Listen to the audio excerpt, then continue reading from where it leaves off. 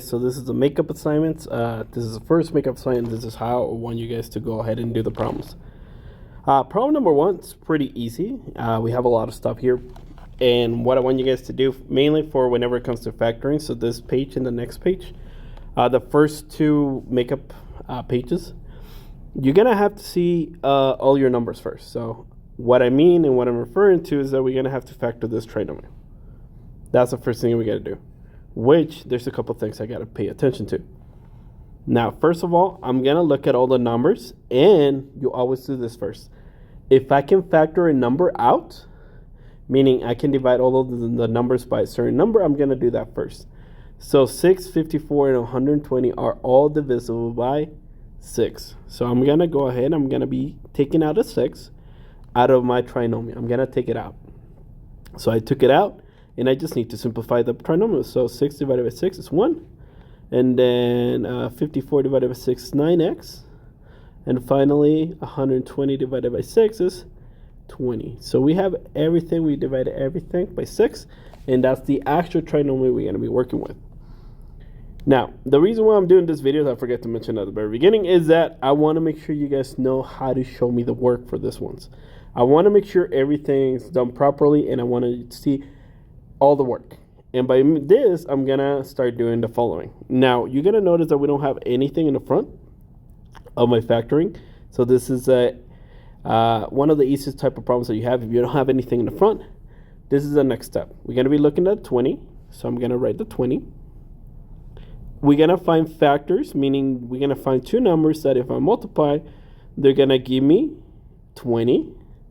And if I add them, they're going to give me 9. So let's go ahead and see if we can figure out these factors. So product and then sum, okay? So what gets me 20? 1 times 20, 2 times 10, 3 doesn't have 1, 4 times 5, okay? So we have all the factors I'm pretty sure we need. Okay, we need all of those.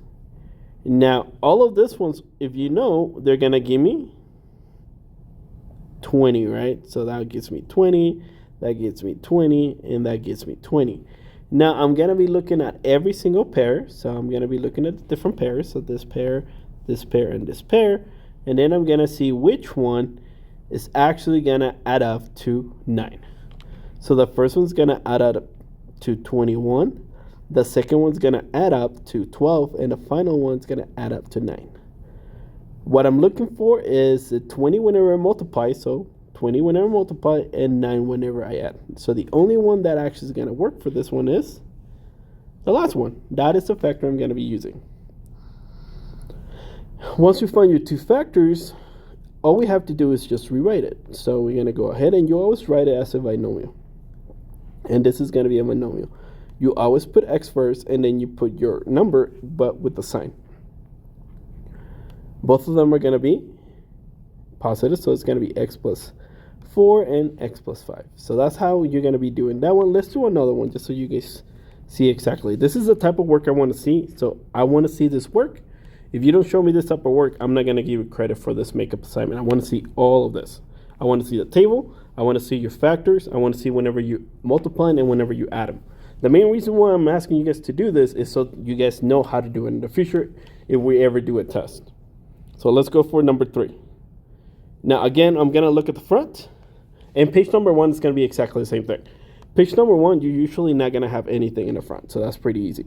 I know I don't have anything in the front here. So all I'm looking for factors of 30. So I'm looking for this guy right here. So we're going to write 30. And then we're going to have the product of my 30. And then the sum. Okay, so let's go. What gets me 30? 1 and 30, 2 and 15, and 3 and 10. And I'm going to stop right there. All of them, if I multiply, going to give me 30. So that's the easy one. But if I add them, this is giving me 31, 17, and 13. Now, if you look at your middle number right here, whenever I'm adding them, I'm supposed to get 13. So the only option I can use, the two factors I'm going to be using are the last two, 3 and 10. So those are my two factors. So it's going to be x plus 3 and x plus 10. And that is it. All right, so thank you guys for watching. This is how I want to see your work. For this one, I want to see that table whenever you work on this type of problem, whenever it comes to factoring.